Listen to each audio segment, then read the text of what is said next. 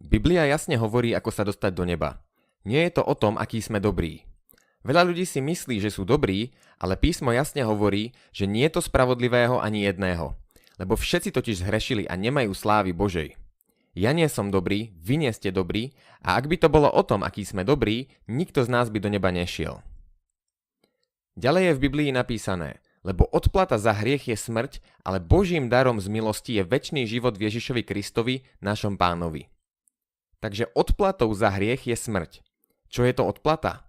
Keď chodíme do práce, dostávame odplatu, čiže to, čo si zaslúžime za našu prácu. Biblia hovorí, že za náš hriech si zaslúžime smrť. Všetci raz zomrieme, lenže fyzická smrť ešte nie je koniec. Písmo hovorí, smrť a peklo boli zvrhnuté do ohnivého jazera. To je druhá smrť. A ak niekto nebol zapísaný v knihe života, zvrhli ho do ohnivého jazera. Bojazliví však, neveriaci, ohavní, vrahovia, smilníci, traviči, modloslužobníci a všetci klamári budú mať podiel v jazere horiacom ohňom a sírov, to je druhá smrť. Biblia hovorí, že už za jedno klamstvo si zaslúžime ísť na celú večnosť do pekla. A každý aspoň raz oklamal a určite sme urobili aj horšie veci. Priznajme si to. Takže Biblia jasne hovorí, že za naše hriechy si zaslúžime ísť do pekla. Kto teda môže byť spasený? Ježiš sa zahľadil na nich a povedal: u ľudí je to nemožné, ale nie u Boha, lebo u Boha je všetko možné. Ďalej sa píše, že Božím darom z milosti je večný život v Ježišovi Kristovi, našom Pánovi. Ak vám niekto niečo dá, ale povie vám, že za to musíte zaplatiť, nie je to dar. Takisto ak vám niekto niečo dá, ale povie vám, že si to musíte odpracovať, nie je to dar. Ak vám niekto niečo dá a potom vám to z nejakého dôvodu zoberie, tiež to nie je dar.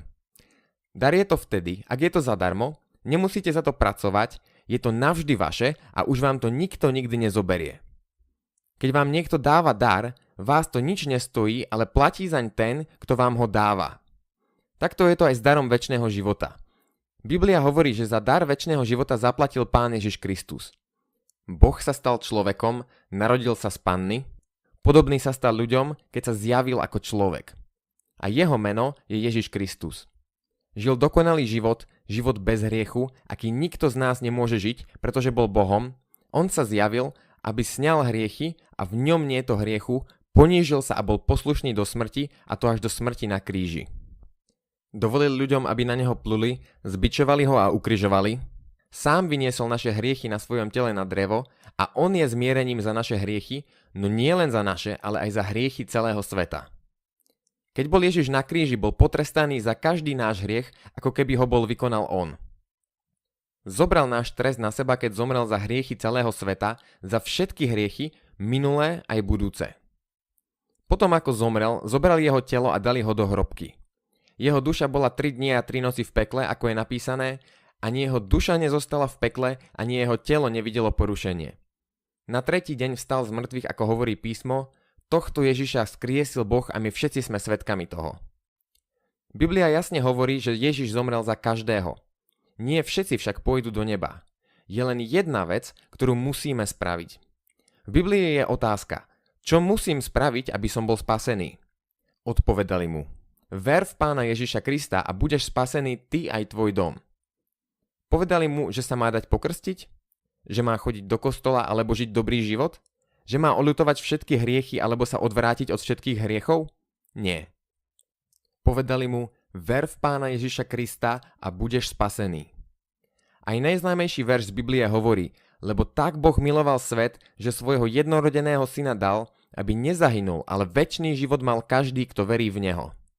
Kto verí v neho, nebude odsúdený. Kto neverí, už je odsúdený, pretože neuveril v meno jednorodeného syna Božieho. Ďalej sa píše: kto verí v syna, má večný život. Kto však v syna neverí, neuvidí život, ale hnev Boží zostáva na ňom. Veru, veru, hovorím vám, kto počúva moje slovo a verí tomu, ktorý ma poslal, má večný život a nebude odsúdený, ale prešiel zo smrti do života. Veru, veru, hovorím vám, kto verí vo mňa, má večný život. Večný život znamená večný život. Život, ktorý sa nikdy neskončí, ale bude trvať na veky. Ježiš hovorí: ja im dávam večný život a nezahynú na veky a nikto ich nevytrhne z mojej ruky. Ak veríme v Ježiša Krista, máme večný život. A o večný život nemôžeme prísť. Keď raz uveríme v Ježiša Krista, tak sme spasení navždy a nepôjdeme už do pekla. Ani keď spravíme nejaký ťažký hriech. Boh nás za to potrestá tu na zemi, ale nepôjdeme už za to do pekla, neexistuje už nič, čo by sme mohli spraviť, aby sme šli do pekla. Ak by nás Boh za to poslal do pekla, tak by klamal, keď nám slúbil, že každý, kto v Neho verí, má večný život. Aj v Biblii je veľa ľudí, ktorí spravili dosť zlé veci a išli do neba. Ako? Pretože boli takí dobrí? Nie. Pretože verili v Ježiša Krista. Ľudia, ktorí žili lepší život, ale neverili v Krista, išli do pekla, lebo musia byť potrestaní za svoje hriechy, lebo sa nespoliehali na Neho, že ich spasí. To, čo urobil Pán Ježiš Kristus pre nás, je jediná cesta do neba. Nesmieme sa spoliehať na svoje náboženstvo, filozofiu, ani na to, aký sme dobrí. Ak sa spoliehame na to, ako chodíme na spovede, ako sa odvraciame od hriechu, pomáhame druhým a aký sme dobrí, nespoliehame sa na Pána Ježiša Krista, že kto verí v Neho má večný život, lebo veríme v naše skutky a nie v Neho. Aby sme boli spasení, musíme mať všetku vieru v tom, čo urobil Pán Ježiš Kristus, jedine za Jeho zásluhy môžeme ísť do neba, nie za naše. Kto však nekoná skutky, ale verí v toho, ktorý ospravedlňuje bezbožného, tomu sa jeho viera počíta za spravodlivosť. Lebo milosťou ste spasení skrze vieru, a to nie sami zo seba, je to dar Boží, nie zo skutkov, aby sa nikto nechválil. Takisto ako každý dar, aj dar večného života môžete buď prijať, alebo odmietnúť. Ako teda môžeme prijať tento dar? Biblia hovorí, že ak ústami vyznáš Pána Ježiša a v srdci veríš, že ho Boh skriesil z mŕtvych, budeš spasený. Čo máme vyznať? Vyznáme, že sme zhrešili a uvedomujeme si, že za svoj hriech si zaslúžime ísť do pekla, ale žiadame o odpustenie. Ale nie sú to len slová, ďalej sa píše a v srdci veríš, že ho Boh skriesil z mŕtvych. Veríme, že Pán Ježiš zomrel, bol pochovaný a vstal z mŕtvych ako výkupné za naše hriechy. Píše sa, že ak ústami vyznáš Pána Ježiša a v srdci veríš, že ho Boh skriesil z mŕtvych, budeš spasený. Nepíše sa, že možno budeme spasení, že snáď budeme spasení. Píše sa, že Pán Boh nás spasí, ak ústami vyznáme a v srdci uveríme. Opäť si všimnite, že sa nepíše, že sa máme dať pokrstiť, že sa máme odvrátiť od hriechov, alebo že máme chodiť do kostola. Nemusíme urobiť nič, len jednoducho uveriť a požiadať ho, aby nás spasil. Ak veríte, že Ježiš Kristus zomrel, bol pochovaný a vstal z mŕtvych na odpustenie vašich hriechov a chcete prijať dar večného života, ktorý vám ponúka, môžete sa so mnou pomodliť túto modlitbu hneď teraz. Drahý Ježiši, priznávam, že som zhrešil alebo zhrešila a zaslúžim si ísť do pekla, ale verím, že Ty si zomrel za všetky moje hriechy, bol si pochovaný a vstal si z mŕtvych. Nespolieham sa na svoje náboženstvo ani na svoje skutky. Spolieham sa jedine na Teba. Prosím, daj mi dar večného života. Ďakujem Ti za moju spásu. Amen.